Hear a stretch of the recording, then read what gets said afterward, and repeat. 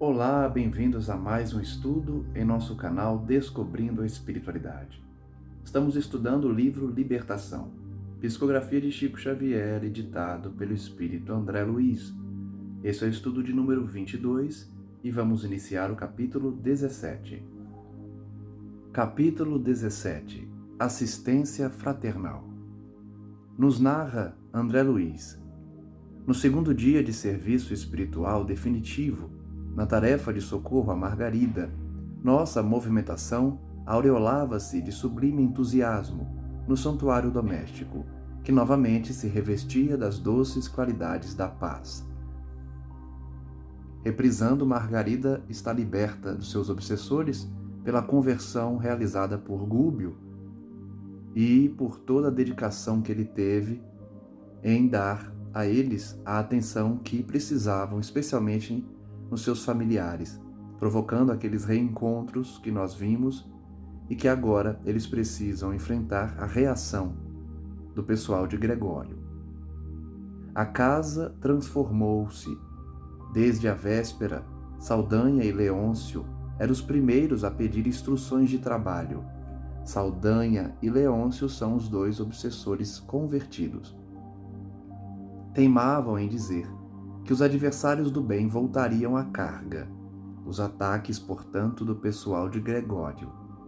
Conheciam a crueldade dos ex-companheiros, e porque muitos apaniguados de Gregório viriam fiscalizar a normalidade do processo alienatório da esposa de Gabriel, Gúbio começou por traçar expressivas fronteiras ao redor da casa, mantidas dali em diante sob a responsabilidade dos colaboradores que Sidônio nos cedera por gentileza. Então, recapitulando o que nós já estudamos, a esposa de Gabriel, Margarida, foi liberta pelos obsessores e agora eles temem que o pessoal de Gregório se vingue.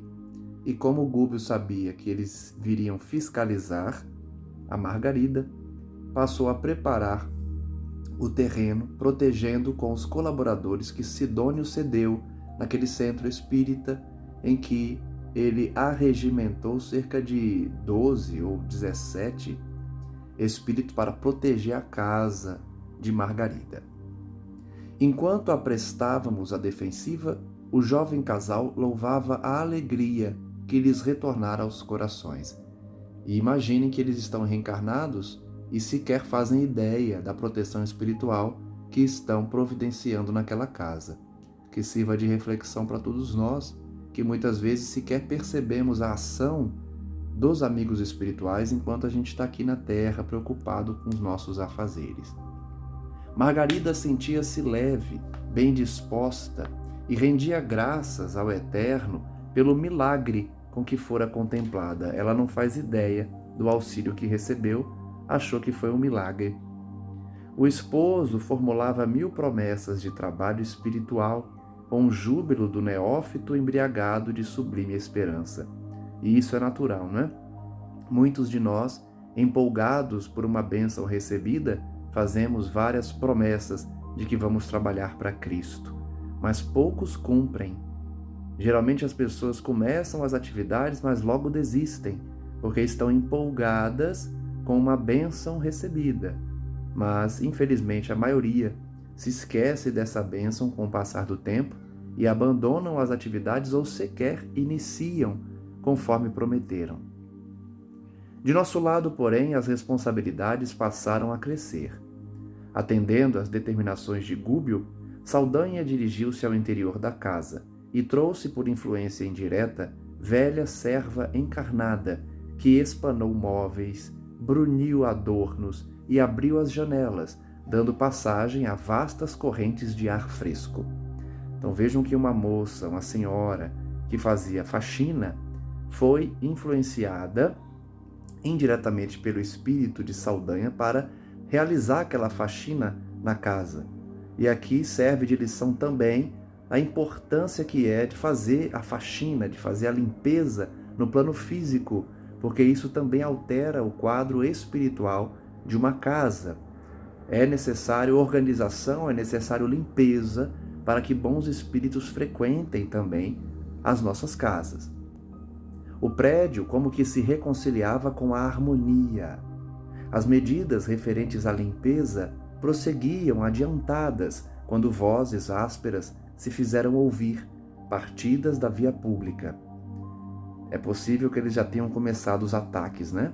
Influenciando pessoas que estão na rua para trazer desequilíbrio.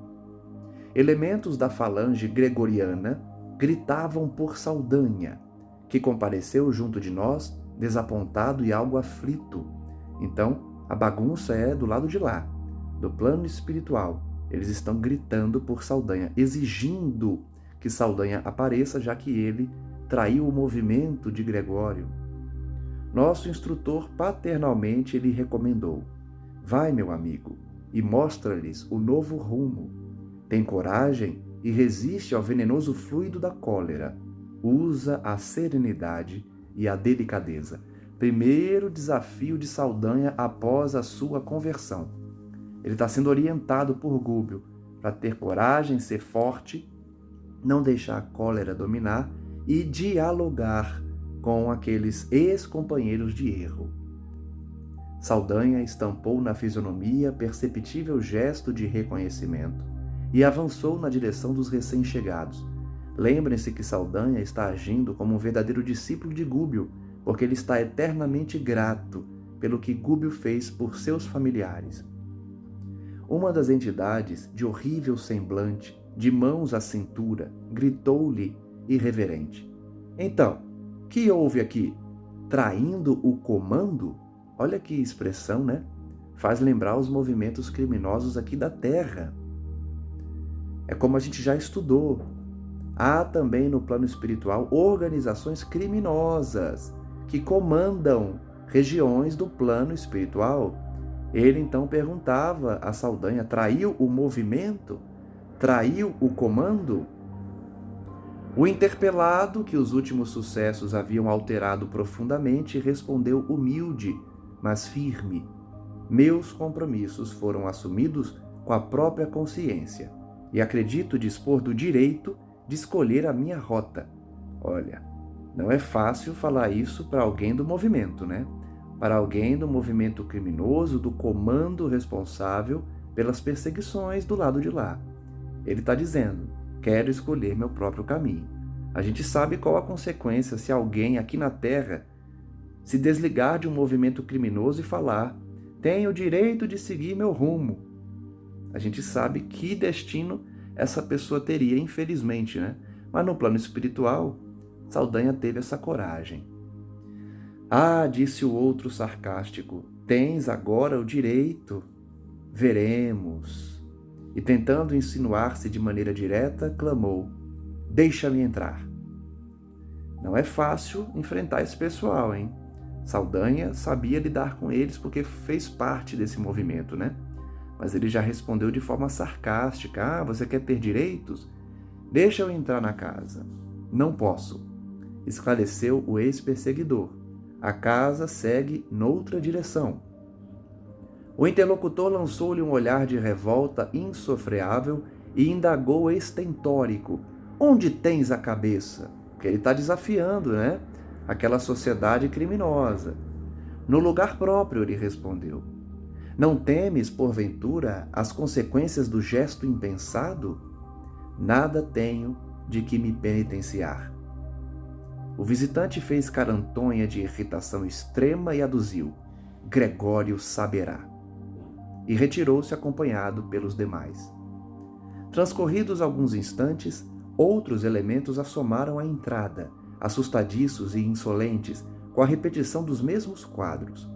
Em breve, cenas diversas passaram a desdobrar-se. Gúbio colocou sinais luminosos nas janelas, indicando a nova posição daquele abrigo doméstico, opondo-se às manchas de sombra que provinham dali. Então, a primeira providência de Gúbio foi mostrar que o ambiente da casa mudou.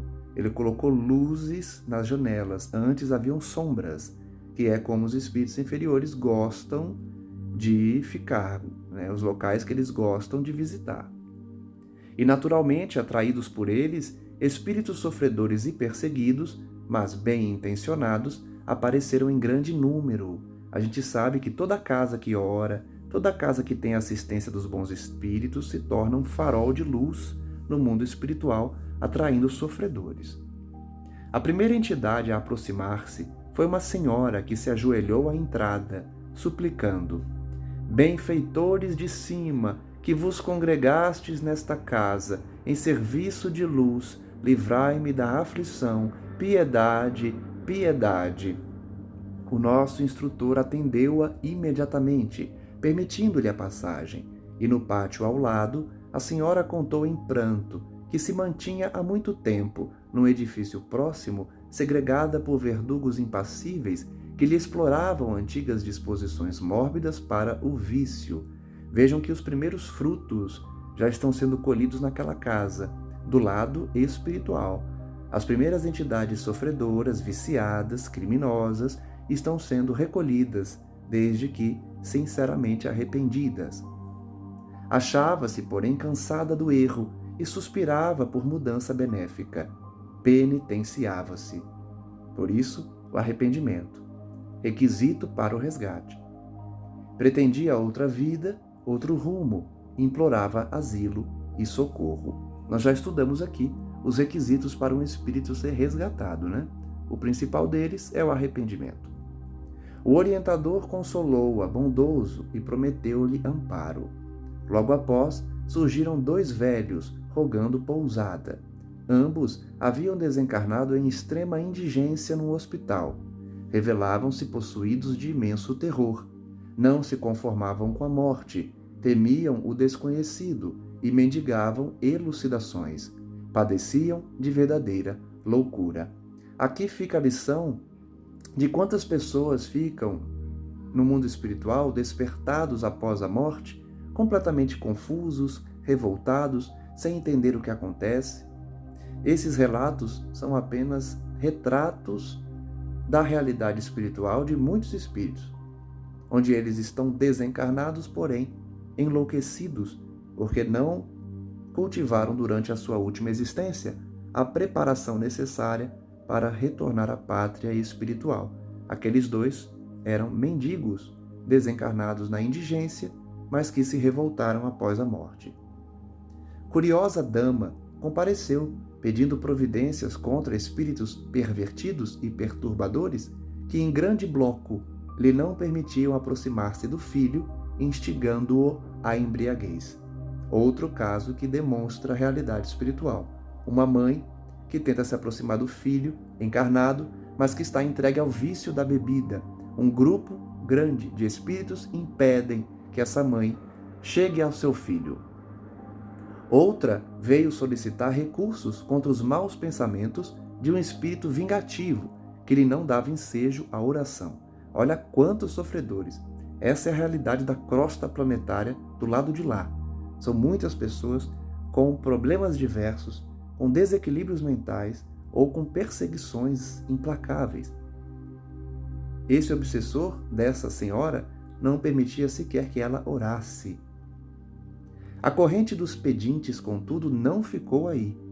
Tive a ideia de que a missão de Gúbio se convertera de repente numa avançada instituição de pronto socorro espiritual. É como eu disse, a casa que ora, a casa que se dedica ao bem, a casa que mantém boas vibrações e principalmente uma conduta cristã, se torna um farol de luz no plano espiritual, servindo muitas vezes de posto de socorro ou posto de repouso para espíritos trabalhadores descansarem enquanto prosseguem suas atividades aqui na Terra, no plano físico mais próximo.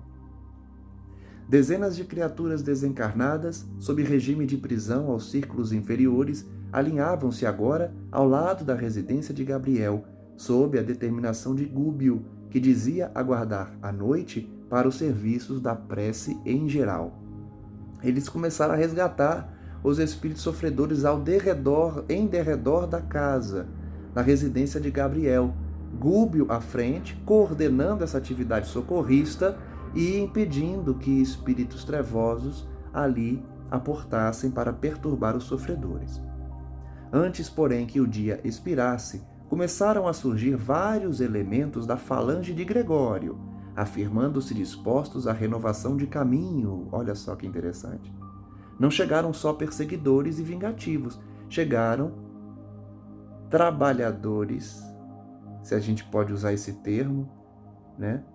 Seguidores, melhor falando, de Gregório, arrependidos, querendo abandonar o movimento também. Então vejam que a ação de Saldanha estimulou também em outros que estão cansados a conversão, para abandonarem o movimento e se dedicarem agora à sua própria autoiluminação. Procediam da própria colônia que visitáramos, e um deles, com grande assombro para mim, foi claro na enunciação dos propósitos de que se achava inspirado. Salvem-me dos juízes cruéis, suplicou, emocionando-nos pela inflexão de voz. Não posso mais, não suporto por mais tempo as atrocidades que sou constrangido a praticar. Olha que situação triste, né? Mas pelo menos ele está cansado e arrependido. Quer fugir daqueles algozes que obrigam ele a fazer o mal. Lógico, a gente sabe que ele, por livre-arbítrio, se associou a eles. Soube que o próprio Saldanha se transformou. Eu não posso persistir no erro. Temo a perseguição de Gregório, mas, se é necessário arrostar as maiores dores, enfrentá-las-ei de bom grado, preferindo-lhes o golpe fulminatório a regressar. Ajudem-me, aspiro a nova estrada com o bem. Que conversão bonita, né?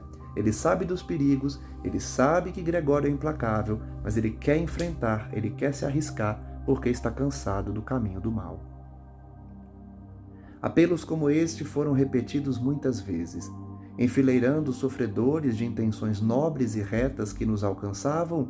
No vasto recinto de que dispunhamos, nosso instrutor recomendou que eu e Eloy nos colocássemos à disposição deles, ouvindo-os com paciência e prestando-lhes a assistência possível, a fim de se prepararem mentalmente para as orações da noite.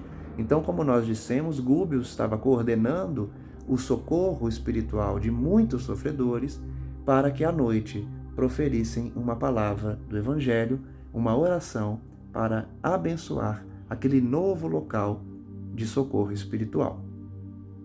Confesso que me senti à vontade, disse André Luiz. Dividimos-nos então em 2 setores distintos. Organizei os irmãos que me cabia atender em assembleia fraternal. Contudo, em vista de os necessitados continuarem chegando, de espaço a espaço, era imperioso abrir novos lugares no extenso grupo dos ouvintes. Que trabalho bonito, né? Um dia a gente vai participar de trabalhos assim, no mundo espiritual, colocando sofredores numa sala, sentando eles, ajudando com palavras, proferindo palestras, orientações para eles, trabalhando, em nome de algum coordenador espiritual superior como Gúbio. Me lembrou aqui o trabalho dos primeiros cristãos, que ajudavam o povo sofrido, colocando dentro de casa, como se alugasse uma casa ou arranjasse um imóvel e colocasse os sofredores ali. Era o que eles estavam fazendo, exatamente o mesmo, só que do lado espiritual. Muitas entidades em desequilíbrio lá fora reclamavam acesso, pronunciando rogativas comovedoras. Todavia, o nosso orientador aconselhara fosse a entrada privativa dos espíritos que se mostrassem conscientes das próprias necessidades. Esse ponto aqui é muito interessante, olha só. Tem espírito do lado de fora que está arrependido, mas Gúbio orientou o seguinte, olha, só deixa entrar quem está arrependido e consciente das próprias faltas, consciente do que precisa para resgatar. Não são todos, portanto, que se arrependem e ficam conscientes do que precisam. Gúbio mandou filtrar, só entra quem está arrependido e consciente dos deveres e das necessidades, do que precisa fazer para sair do erro. Porque muitos se arrependem, mas não querem se movimentar, não querem trabalhar, não querem se esforçar para sair do mal. De há muito aprendera que uma dor maior sempre consola uma dor menor, e limitava-me a pronunciar frases curtas para que os infelizes ali congregados encontrassem reconforto uns com os outros, sem necessidade de doutrinação de minha parte, Interessante a escolha de André Luiz. Ele não estava doutrinando ninguém, ele não estava fazendo palestra para ninguém. Ele respondia com frases curtas, deixando que os sofredores conversassem entre si como uma ferramenta de conversão, porque uma dor maior consola uma dor menor. Eles próprios, sofredores, começaram a consolar uns aos outros. Conduzindo-me desse modo, pedi a uma das irmãs presentes, em deploráveis condições perispiríticas, expor-nos, por gentileza, a experiência de que fora objeto. Então veja a estratégia de André Luiz. Ao invés dele chamar o pessoal e começar a falar da doutrina de Cristo, ou de evangelizá-los, ele chamou uma das sofredoras e falou: divide o que você passou.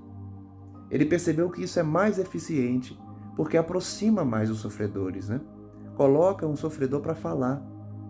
E isso falta muito aqui na Terra, né? Geralmente nos centros espíritas, pelo menos que eu conheço, que eu já frequentei, as pessoas, geralmente, elas tomam a frente de alguns trabalhos e querem ser a referência. E aí só elas falam, só elas dão instruções, só elas aconselham. E não deixa o sofredor falar, não deixa a pessoa que está buscando ter a oportunidade também de dividir o que ela passou. Essa é uma lição importante da obra também. Quem sabe, né? Colocar um sofredor para falar é mais eficiente do que a gente que tem conhecimento da doutrina, que sabe fazer palestra. A gente deve falar, claro, mas que sirva de reflexão, né? Colocar também os sofredores para dividir o que passaram. A infortunada concentrou a atenção de todos em virtude das feridas extensas que mostrava no semblante agora erguido. Ai de mim, começou penosamente. Ai de mim, a quem a paixão cegou e venceu, transportando-me ao suicídio. O relato dela está me lembrando das mensagens que Kardec recebia, né? No Evangelho segundo o Espiritismo, no Livro dos Médiuns, nós temos várias mensagens de espíritos sofredores. É uma ferramenta muito importante, muito eficiente para converter outras pessoas. Nós temos relatos de espíritos suicidas, espíritos criminosos, espíritos que erraram, apegados à matéria, ao ouro, às facilidades do mundo, que vêm relatar o que fizeram, o que passaram, e essas páginas foram inscritas no Pentateuco. Hoje a gente pode estudar o que essas pessoas passaram para não repetir o erro. André Luiz estava fazendo o mesmo lá. Colocou um sofredor, no caso uma senhora sofredora, que se suicidou. Vamos ver o relato dela. Mãe de 2 filhos, não suportei a solidão que o mundo me impusera com a morte do meu marido tuberculoso. Cerrei os olhos ao campo de obrigações que me convidavam ao entendimento e sufoquei as reflexões ante o futuro que se avizinhava. Então ela perdeu o marido em decorrência de uma tuberculose e mesmo que tivesse 2 filhos, acabou escolhendo a porta do suicídio. Olvidei o lar, os filhos, os compromissos assumidos e precipitei-me no vale fundo de sofrimentos inenarráveis. Há 15 anos, precisamente, vagueio sem pouso, a feição da ave imprevidente que aniquilasse o ninho. Olha que sofrimento. Nós já estudamos aqui a obra Memórias de um Suicida, de Ivone Pereira, e nós já vimos quanto tempo fica, né? Alguém que tira a própria vida no além, como ela fica do lado de lá. Essa mãe está vagando há 15 anos, como uma ave que aniquilou seu próprio ninho porque abandonou seus 2 filhos. Leviana que fui, quando me vi só e aparentemente desamparada, entreguei meus pobres filhos, aparentes caridosos, e sorvi, louca, o veneno que me desintegraria o corpo menosprezado. Supunha reencontrar o esposo querido ou chafurdar-me no abismo da inexistência. Essa é a grande ilusão de quem toma esse caminho. Acha que vai encontrar um ente querido que desencarnou ou acha que vai encontrar o nada, a autoaniquilação completa, o que é uma ilusão. A vida prossegue, os sofrimentos também, e o ato do suicídio traz ainda maiores aflições. Nem uma realização nem outra me surpreenderam o coração. Despertei sob denso nevoeiro de lama e cinza, e debalde clamei socorro à face dos padecimentos que me asfixiavam. Coberta de chagas, qual se o toxo letal me atingisse os mais finos tecidos da alma, gritei sem destino certo. Nós temos aqui uma obra inteira, né? Descrevendo as aflições de alguém que tira a própria existência. Essa moça resumiu aqui o que ela passou, né? Sente os efeitos do veneno, sente uma aflição constante, pede socorro, mas o socorro não vem por muito tempo. A essa altura, porque a emotividade lhe interceptasse a voz, interferi perguntando de modo a fixar o ensinamento. E não conseguiu retornar ao santuário doméstico? Ah, sim, fui até lá, informou a interpelada, tentando dominar-se. Mas, para acentuar minha angústia, o toque de meu carinho nos filhos amados, que confiara aos parentes próximos, provocava-lhes aflição e enfermidade. Isso é uma realidade. O espírito suicida, quando vem à Terra e se aproxima dos encarnados, traz doença, traz aflição e muito sofrimento, porque ele está numa vibração de muito desequilíbrio e transmite isso, especialmente para as crianças. Então vejam que essa senhora, quando se aproximava dos filhos, a sua energia, a sua vibração muito pesada, porque suicida, causava doença nos filhos, causava aflição. As irradiações de minha dor lhes alcançavam os corpos tenros, envenenando-lhes a carne delicada por meio da respiração. Olha só, gente. É muita informação nessa obra, hein? A gente pode adoecer respirando o fluido negativo do mundo espiritual. Isso pode parecer loucura, isso pode parecer ingenuidade, mas a gente sabe da ciência espírita que há por trás dessas informações. Sim, é possível que, sintonizando com o desequilíbrio espiritual, com as vibrações menos dignas, o nosso corpo adoeça. E isso está comprovado. Nós temos em várias obras espíritas, mas também em estudos científicos que mostram que a vibração espiritual adoece o corpo físico a depender da natureza dessa vibração. Os filhos dela, portanto, ficavam doentes porque respiravam a sintonia e a vibração infeliz daquela mãe. Quando compreendi que a minha presença lhes inoculava pavoroso vírus fluídico, deles fugi aterrada. É preferível suportar o castigo de minha própria consciência isolada e sem rumo a infligir-lhe sofrimento sem causa. Olha só, ela estava causando doenças para os seus filhos. Preferiu sofrer sozinha longe deles para não transmitir mais os vírus fluídicos. Experimentei medo e horror de mim mesma. Desde então, perambulo sem consolo e sem norte. É por isso que venho até aqui implorando alívio e segurança. Estou cansada e vencida. Então, depois de se afastar dos seus filhos, ela vagava e agora pedia socorro. Convença-se de que receberá os recursos que pleiteia por intermédio da prece, esclareci, prometendo-lhe a colaboração eficiente de Gúbio. Recomendou a oração para ela. A pobrezinha sentou-se mais calma e, reparando que um dos irmãos presentes buscava salientar-se, no intuito de relatar-nos a experiência de que era vítima, roguei atenção nas palavras que pronunciaria. Então, ela se sentou e mais um sofredor iria dividir o seu caso. Fitei-o vigilante e notei-lhe o singular brilho nos olhos. Parecia alucinado, abatido. Com a expressão típica da loucura cronicificada, falou aflito. Permita-me indagar? Perfeitamente, respondi surpreso. Que é o pensamento? Olha só. Um sofredor do nada levantou e perguntou para André Luiz, o que é o pensamento? Não aguardava a pergunta que me era desfechada, mas centralizando minha capacidade receptiva, no propósito de responder com acerto, elucidei como pude.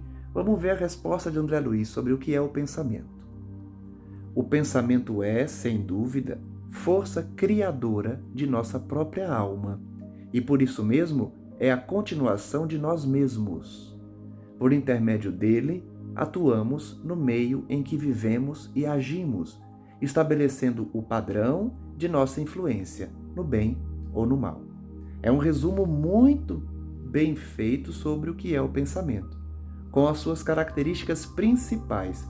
Pensamento é vida, como nos ensina Emmanuel, porque é força criadora, criativa da nossa própria alma. Nós produzimos uma verdadeira aura ao nosso redor, produzimos uma realidade pelo pensamento. No mundo espiritual, o pensamento é força criadora. E aqui na Terra nós recebemos a influência também do pensamento em nosso corpo físico, como nós já vimos. Fez o estranho cavalheiro um tanto atormentado. A explicação significa que as nossas ideias exteriorizadas criam imagens tão vivas quanto desejamos? A gente sabe que sim, né? Imagens mentais nós produzimos com os nossos pensamentos. É por isso que a gente tem que ter muito cuidado com o que pensamos, com o que sintonizamos, porque verdadeiros painéis mentais se formam ao nosso redor. Em muitas obras que já estudamos, nós vimos isso. André Luiz descreveu em várias obras que ele se aproximava de certos espíritos e conseguia ler em verdadeiros painéis mentais as figuras que esses pensamentos produziam ao seu redor. Por isso ele responde, indiscutivelmente: que fazer então para destruir nossas próprias obras, quando interferimos erroneamente na vida mental dos outros? Como destruir esses quadros mentais infelizes? Auxilie-nos a apreciar seu caso, contando-nos alguma coisa de sua experiência, pediu André Luiz com interesse fraternal. O interlocutor, provavelmente tocado pelo tom de minha solicitação afetuosa, expôs a perturbação que lhe vagava no íntimo, com frases incisivas, quentes de sinceridade e dor. Então ele vai contar o caso dele. Fui homem de letras, mas nunca me interessei pelo lado sério da vida, como tantos de nós, né? Cultivava o xiste malicioso e com ele o gosto da volúpia, estendendo minhas criações à mocidade de meus dias. Olha, então ele é um criador de conteúdo. Ele criava conteúdo para jovens. Não consegui posição de evidência nas galerias da fama. Entretanto, mais que eu poderia imaginar, impressionei destrutivamente muitas mentalidades juvenis, arrastando-as a perigosos pensamentos. Olha a responsabilidade dos influenciadores, hein? Essa obra aqui foi escrita numa época que ainda não tinha o influenciador digital, mas já tinha o influenciador pela escrita, pelos livros, pelas revistas, pelos jornais. Hoje nós temos a internet. Quantos influenciam os jovens para o erro, para o crime, para a incorreção moral, para a queda moral? Depois do meu decesso, sou incessantemente procurado pelas vítimas de minhas insinuações sutis, que me não deixam em paz, e enquanto isto ocorre, outras entidades me buscam, formulando ordens e propostas referentes a ações indignas que não posso aceitar. Então ele recebe convites e cobranças de espíritos que liam as suas obras. A gente não sabe se eram obras eróticas, a gente não sabe se eram obras depressivas, mas as vítimas dele cobram ele. Cadê a sua conduta que você escreveu nos seus livros? Cadê aquilo que você dizia que era verdade? Compreendi que me achava em ligação, desde a existência terrestre, com enorme quadrilha de espíritos perversos e galhofeiros que me tomavam por aparelho invigilante de suas manifestações indesejáveis. Olha só, gente. É o artista que serve de médium. É o artista inspirado por legiões de espíritos trevosos. É o artista ou o influenciador que repete o que espíritos galhofeiros lhe sopram aos ouvidos. Quantos artistas fazem isso? Quantos humoristas? E aí essas pessoas vão desencarnar e vão ver do lado de lá que eles foram usados por uma quadrilha de espíritos perversos. Olha o cuidado que a gente tem que ter. Não só o influenciador, porque nós também influenciamos nossos filhos, nossos familiares, nossos amigos. Nós temos que ter muito cuidado com o que falamos, com o que fazemos, porque influenciamos as pessoas, especialmente os jovens. E muitas vezes nós podemos estar sendo usados por quadrilhas espirituais, como esse senhor, esse caso que nós estamos lendo agora. Era um influenciador usado por uma quadrilha. Ou para fazer piada de mau gosto, ou para produzir conteúdo erótico, ou para desvirtuar jovens. E ele não percebia, achava que era tudo da cabeça dele, mas ele estava sintonizado por espíritos zombeteiros e galhofeiros. No fundo, eu mantinha por mim mesmo, no próprio espírito, suficiente material de leviandade e malícia, que eles exploraram largamente. Então vejam, a culpa não é só deles. A quadrilha estimulava uma criação que o próprio artista mantinha nos seus pensamentos. Então, essa ligação com os obsessores é sempre feita pelo cérebro do obsidiado, que mantinha ali o depósito de informações maliciosas e levianas que os espíritos sofredores se aproveitavam. Adicionando aos meus erros, os erros maiores que intentariam debalde praticar sem meu concurso ativo. Então, os erros maiores só aconteciam porque ele colaborava. Se não fosse ele, os espíritos sofredores e maus não conseguiriam concretizar o que desejavam. Precisavam das mãos dele e ele deixou que eles usassem. Acontece, porém, que, abrindo meus olhos à verdade, na esfera em que hoje respiramos, em vão busco adaptar-me a processos mais nobres de vida. Ele só despertou quando morreu, é o mais comum de acontecer. Raríssimos despertam e se arrependem enquanto estão encarnados. A gente vê de vez em quando alguns artistas que se arrependem durante a existência e se convertem, mas a maioria só se arrepende quando se depara com a realidade espiritual, quando morrem e abrem os olhos no além. Ele tentava, então, dar novo rumo à sua vida, sem sucesso. Quando não sou atribulado por mulheres e homens que se afirmam prejudicados pelas ideias que lhes infundi na romagem carnal, certas formas estranhas me apoquentam o mundo interior, como se vivessem incrustadas à minha própria imaginação. Olha só o sofrimento dele. Primeiro que ele recebe cobrança dos seus leitores, ou das pessoas que assistiam às suas peças, às suas produções. Cobram ele. Você me iludiu quando eu estava encarnado. Você que me levou para esse caminho. E agora cobram ele. Outro sofrimento que ele tem é as criações mentais que ele alimentou durante a vida perturbam ele dentro da sua própria mente, dentro da sua própria imaginação. Assemelham-se a personalidades autônomas, se bem que sejam visíveis tão somente aos meus olhos. Olha, a criação é tão real que parecem pessoas que existem, parecem espíritos, mas não são. Só são visíveis a ele, só ele enxerga. Falam, gesticulam, acusam-me e riem-se de mim. Reconheço-as sem dificuldade, são imagens vivas de tudo que meu pensamento e minha mão de escritor criaram para anestesiar a dignidade de meus semelhantes. Gente, é uma informação muito importante. As nossas criações mentais ganham vida. A gente está vendo hoje em dia a inteligência artificial, né? A gente cria um texto e a inteligência artificial transforma numa imagem. É a mesma coisa. O que a gente pensa, o que a gente escreve, porque a escrita é uma manifestação do pensamento, o que a gente fala também é uma manifestação do pensamento, ganha forma mental, cria uma imagem no plano espiritual. São os painéis mentais. A gente consegue enxergar esse quadro no plano físico com a inteligência artificial. Se você for em qualquer site de inteligência artificial e colocar um texto, ele cria uma imagem para você. É a mesma coisa. Ele, como escritor, escrevia talvez contos eróticos ou instigava as pessoas a se revoltar, a ser uma pessoa materialista, e isso criava cenas mentais, criava quadros que passaram a perseguir ele depois da morte. Não são espíritos reais, não são pessoas, são os quadros que ele criou que ganharam vida. e perturbam ele.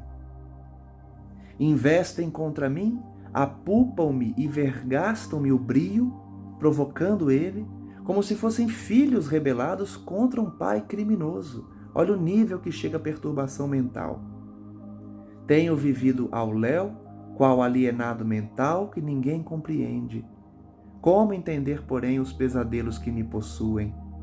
Somos o domicílio vivo dos pensamentos que geramos. Olha que frase! Somos o domicílio vivo dos pensamentos que geramos. Por isso eu repito aqui o tempo inteiro.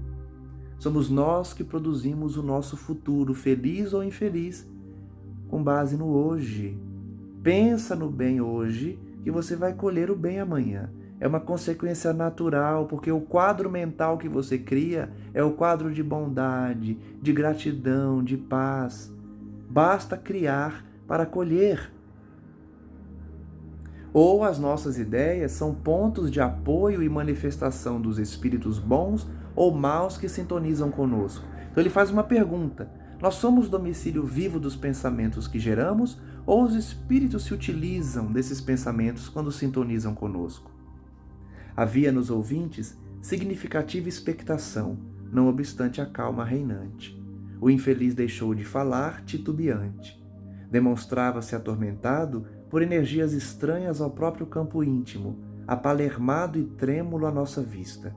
Fitou em mim os olhos esgazeados de esquisito terror e, correndo aos meus braços, bradou: Ei-lo! Ei-lo que chega por dentro de mim! É uma das minhas personagens na literatura fescenina. Fescenina significa gênero de versos populares e licenciosos, muito cultivados entre os antigos romanos. Então vejam como ele é um escritor antigo. Ele fazia contos que certamente zombavam, ou então tinham a conotação erótica, ou então tinham uma intenção de perturbar outras pessoas. Ele começou a ver uma das personagens das suas criações. Ai de mim, acusa-me, gargalha, irônica, e tem as mãos crispadas, vai enforcar-me. Olha o nível de alienação mental que esse espírito chegou. Não é um obsessor que está perseguindo ele, é uma das suas criações, um dos seus personagens. Olha o perigo da gente criar personagens com o nosso pensamento, com a nossa escrita, porque criam-se verdadeiros personagens reais no plano mental. Alçando a destra a garganta, denunciava aflito: serei assassinado, socorro, socorro! Os demais companheiros perturbados e sofredores ali presentes alarmaram-se desditosos. Houve quem tentasse fugir, mas com uma frase apenas sustei o tumulto que se iniciava. O pobre beletrista, que é escritor, desencarnado, contorcia-se em meus braços, sem que eu pudesse socorrer-lhe a mente transviada e ferida. Ele estava vendo aquela ilusão. Cautelosamente, enviei um emissário a Gúbio, que compareceu em alguns segundos. Examinou o caso, pediu a presença de Leôncio, o ex-hipnotizador de Margarida. Olha só, primeira oportunidade de Leôncio, hein? Recém-convertido para fazer o bem agora. Ele hipnotizava para obsidiar, agora ele vai hipnotizar para ajudar aquele sofredor. Gúbio estava dando a primeira oportunidade de Leôncio para fazer o bem, depois que se converteu. À frente do recém-chegado, indicou-lhe o doente em crise e falou peremptório, mas bondoso: opera, aliviando. Olha que bonito. Ele que hipnotizava para obsidiar, agora vai hipnotizar para o bem. Vai interferir na mente daquela pessoa que está sofrendo para o bem. Eu, falou o convertido um tanto apalermado, merecerei a graça de transmitir alívio? Primeira oportunidade que ele tem de fazer o bem. Gúbio, no entanto, obtemperou sem hesitar. Serviço construtivo e atividade destrutiva constituem problema de direção. A força é a mesma. Você pode direcionar para a criação ou para a destruição. A corrente líquida, devastadora, que derruba e mata, pode sustentar uma usina de força edificante. O rio que mata também pode gerar energia. Em verdade, meu amigo, Todos somos devedores, enquanto nos situamos nas linhas do mal. É imperioso reconhecer, contudo, que o bem é a nossa porta redentora. O maior criminoso pode abreviar longos anos de pena, entregando-se ao resgate próprio por meio do serviço benéfico aos semelhantes. Então, mais uma vez, a gente recebe a lição de que para renovar os nossos votos com Cristo, para ressarcir o que fizemos de errado, não há outra forma senão o serviço benéfico aos semelhantes. Praticar o bem, fazer a caridade, sacrificar-se para o outro sorrir, é a única forma da gente pagar pelo que a gente fez de errado. Dissipando-lhe as dúvidas, acentuou com inflexão de ternura: começa hoje, aqui e agora, com o Cristo. Em tua determinação de ajudar, esconde-se a solução do segredo da felicidade própria. Olha que bonito, é uma lição para todos nós, porque a gente já fez o mal, a gente já esteve no erro, e hoje Deus permite que a gente use a voz agora para falar de Cristo, use o entendimento para estudar a doutrina espírita, para auxiliar as pessoas, para orar pelos outros, como a gente está fazendo na nossa corrente de orações, para visitar os doentes. Antes a gente usava a energia para o mal, antes a gente saía para praticar o erro, hoje a gente sai para fazer o bem, para estudar, para trabalhar, para servir. A energia é a mesma, mas agora a gente direciona para o bem. É uma lição para todos nós. Leôncio não mais vacilou. Magnetizou o enfermo dementado, que poucos minutos depois silenciou em profundo repouso. Imagine você ter um poder de fazer a pessoa dormir para se acalmar. É um ato caridoso para quem está na perturbação. Desde esse instante, o ex-perseguidor não mais me abandonou nas experiências do dia, desempenhando as funções de excelente companheiro. A partir dali, Leôncio se tornou esse hipnotizador para o bem, trabalhando junto de André Luiz. A assembleia, porém, crescia de hora a hora. Entidades de boa intenção buscavam-nos, sequiosas de paz e esclarecimento, mas, francamente, doía-me observar tanta ignorância além da morte do corpo. Então, como a gente já comentou, né? No mundo espiritual é muito comum, tem muito sofredor, tem muita gente que não faz ideia do plano espiritual porque não se preparou durante a sua existência. E isso fazia doer o coração de André Luiz. Na maior parte dos presentes, não surgia o mais leve traço de compreensão da espiritualidade. Espíritos desencarnados que não fazem ideia do mundo espiritual. Parece uma contradição, mas é uma realidade. A pessoa já desencarnou, às vezes, há muitos anos e não tem noção do que é o mundo espiritual. Raciocínios e sentimentos jaziam presos ao chão terrestre, vinculados a interesses e paixões, angústias e desencantos. Essa é uma realidade da maioria dos espíritos desencarnados. Vinculam-se ainda às preocupações terrenas, às paixões do mundo, e não aos interesses do espírito. E nosso orientador fora categórico nas últimas informações que transmitira. A noite próxima assinalar-nos-ia o término da permanência junto ao lar de Margarida, e cabia-nos preparar quantos nos buscavam, famintos de conhecimento santificante, para os serviços de oração que ele pretendia realizar. Não convinha comparecessem desprevenidos de avisos salutares e oportunos acerca das obrigações e esperanças que lhes competiam desenvolver. Então André Luiz está esclarecendo que o trabalho no lar de Margarida está acabando, porque agora eles vão abraçar o trabalho de esclarecimento dos sofredores que buscavam aquele novo posto de socorro. Em razão disso, interferi nas conversações, disseminando os esclarecimentos de que podia dispor. Então, depois do primeiro momento em que ele deixou os sofredores falarem, agora André Luiz esclarecia, fazia a sua parte para esclarecer. Ao entardecer, a conformação e o contentamento reinavam em todos os rostos.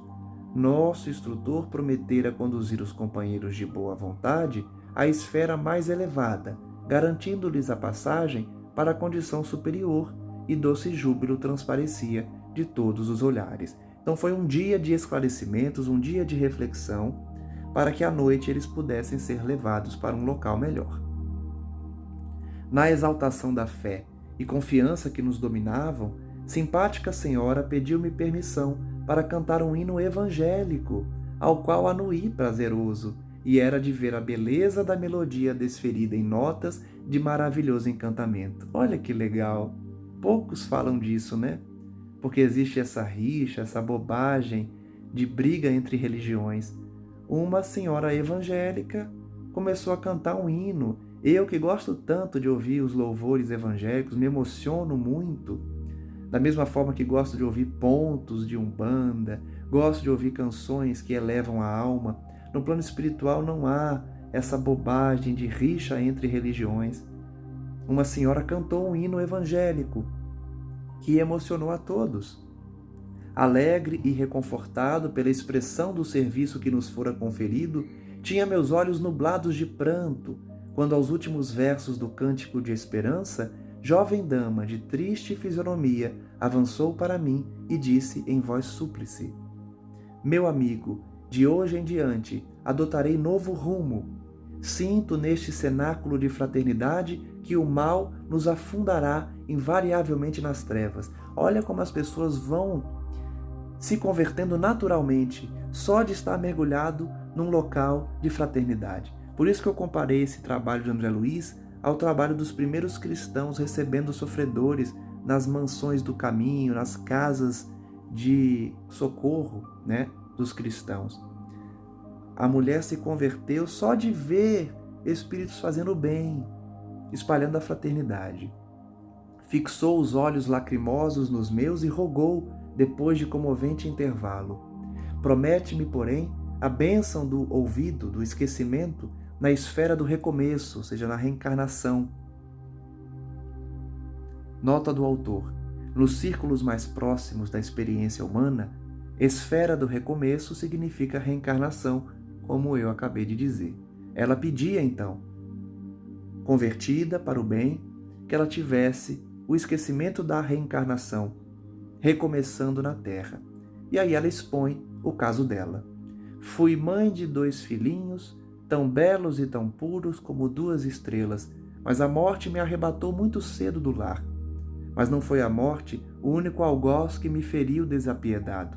Meu marido, em 6 meses, esqueceu as promessas de muitos anos e entregou-me os 2 anjos, a madrasta sem entranhas, que cruelmente os amesquinha. Há 20 meses luto contra ela, tomada de incoercível revolta, e aqui a gente tem que refletir de novo. Muitas vezes o obsessor é alguém que sofre, está perseguindo como uma reação ao sofrimento. Se coloque no lugar dessa mulher. Ela desencarna, deixa 2 filhos. O marido se casa novamente com uma mulher que faz mal aos seus filhos. Qualquer um de nós iria sentir raiva, ou iria perseguir, ou iria tentar ajudar seus filhos que estão sofrendo nas mãos de uma nova companheira que lhes faz mal. É totalmente compreensível essa reação de mãe que perseguia essa mulher, obsidiava, portanto, porque fazia mal aos seus filhos. A gente tem a orientação de perdoar, mas é muito difícil quando a gente se coloca no lugar do espírito sofredor, né? Ela estava há 20 meses lutando contra essa mulher. Estou entediada, no entanto, do ódio que me constringe o coração. Ela cansou de odiar. Preciso renovar-me para o bem, a fim de ser mais útil. Entretanto, meu amigo, tenho sede de esquecimento. Ajuda-me por piedade. Ela não consegue esquecer. E é natural, né? Ela pede, então, para esquecer, para conseguir perdoar essa mulher. Prende-me em algum lugar onde minhas recordações amargas possam tranquilamente morrer. Ela não quer lembrar. Não me deixes por mais tempo entregue aos caprichos que me arrastam. Minha inclinação ao bem é insignificante réstia de luz no seio da noite do mal que me envolve. Ou seja, o bem que ela está querendo sentir ainda está no início, ela tem muito mais tempo mergulhada no mal. Compadece-te e ajuda-me. Não sei amar ainda, sem o ciúme violento e aviltante. Entretanto, não ignoro que o Mestre Divino se entregou à cruz em extrema renúncia. Não permitas que as minhas elevadas aspirações desta hora venham a perecer. Então é um pedido muito sincero, muito arrependido, de alguém que reconhece sua pequenez e que precisa de ajuda para perdoar. Ela ainda não ama como Cristo ama. Nenhum de nós ama como Cristo, mas temos a intenção do bem e ela estava começando a ter essa intenção e pediu a ajuda que todos nós também solicitamos a cada dia. As rogativas e lágrimas daquela mulher acordaram-me a lembrança viva do próprio passado. Eu também sofrera intensivamente para desvencilhar-me dos laços inferiores da carne. Sensibilizado, nela enxerguei uma irmã pelo coração e que me cumpria esclarecer e amparar. Então André Luiz percebeu e lembrou-se que ele também se sentiu como ela quando estava recém-desencarnado. Abracei-a comovido, como se o fizesse a uma filha, chorando por minha vez, e refletindo nas dificuldades de quantos empreendem a reveladora viagem da morte, sem bases de verdadeiro amor e de legítimo entendimento nos corações que permanecem à retaguarda, exclamei: sim, farei tudo quanto estiver em minhas forças para auxiliar-te. Percebam que André Luiz estava refletido no seguinte: muitos desencarnam sem conhecer a vida espiritual, sem desenvolver o verdadeiro amor e sem entender a necessidade dos que ficaram prosseguirem com as suas existências. Ele sabia disso porque ele passou por isso. Então ele fala: vou te ajudar com o que eu puder. Fixa-te em Jesus e doce esquecimento do perturbado campo terrestre te balsamizará o espírito, preparando-te para o voo às torres celestes. Serei teu amigo e desvelado irmão. Então ele instrui ela para se preparar para a reencarnação e que estaria junto dela. Ela abraçou-me confiante, como a criancinha quando se sente segura e feliz. Encerramos então mais um capítulo dessa obra muito esclarecedora, refletindo sobre a importância de, quando nos arrependermos, buscarmos o pouco bem que há em nós para apagar o muito mal que já praticamos. E que esse processo é natural. Nós vimos aqui vários personagens que, sofredores, pediram auxílio reconhecendo a sua inferioridade, pedindo esquecimento pela reencarnação para aprenderem a amar. E nós todos estamos aqui para isso. O estudo de hoje também serviu de lição para termos muito cuidado com os nossos pensamentos, com as nossas criações mentais, porque pensamento é vida e nós criamos quadros mentais ao nosso redor quando pensamos. O nosso pensamento, portanto, precisa ser equilibrado, abandonando a maledicência, abandonando as criações infelizes de manifestações menos dignas do corpo humano, da vivência na Terra, da convivência com outras pessoas. Nós temos o caso de Dona Isaura, que tinha muito ciúme do marido. Nós temos o caso do escritor, que estimulou a maledicência, a sensualidade nos jovens e sofria com as criações mentais. Então, que sirva de lição para todos nós, para que a gente possa continuar no caminho do bem, sabendo que Cristo espera de nós, uma vez arrependidos, a mudança de conduta e buscarmos a cada dia o contato com essa espiritualidade, com esses mentores, para que os nossos quadros mentais sejam de equilíbrio, de paz, de harmonia e de auto-iluminação. Agradeço a todos que nos acompanham, reflitamos sobre as lições do estudo de hoje e peçamos ao nosso Pai as bênçãos de cada dia, para que Ele possa nos envolver, nos proteger, nos abençoar e alcançar a todos que estão em nossos pensamentos. Rogamos a Ti, Senhor, nesse momento, que abençoe e proteja os nossos entes queridos, as pessoas que amamos e todos aqueles que precisam de Ti. Pedimos que o Teu amor nos envolva para que tenhamos a mesma intenção no bem, o mesmo estímulo, a mesma aspiração de vencer na Terra, aprendendo sobre o mundo espiritual e se preparando para essa viagem que um dia chegará para todos. Saibamos aproveitar as oportunidades de cada dia nessa reencarnação em que nós pedimos para regressar a fim de finalmente acertarmos. Que o Senhor não nos abandone como nunca fez e continue enviando os seus emissários, os nossos mentores, os nossos anjos guardiães, para que, ofertando as suas mãos, possamos caminhar com eles, seguindo o bom caminho. Graças damos ao nosso mestre amigo por tantas bênçãos, ao nosso Deus Criador pelas oportunidades da vida e que estejamos nessa sintonia a cada dia, libertando as nossas consciências, higienizando a nossa mente, excluindo e exterminando as criações mentais infelizes e inferiores para cultivarmos a convivência com espíritos nobres e elevados que nos auxiliarão nessa jornada de elevação. Graças damos ao Mestre Amigo hoje e sempre e que assim seja. Um forte abraço a todos e até o próximo estudo.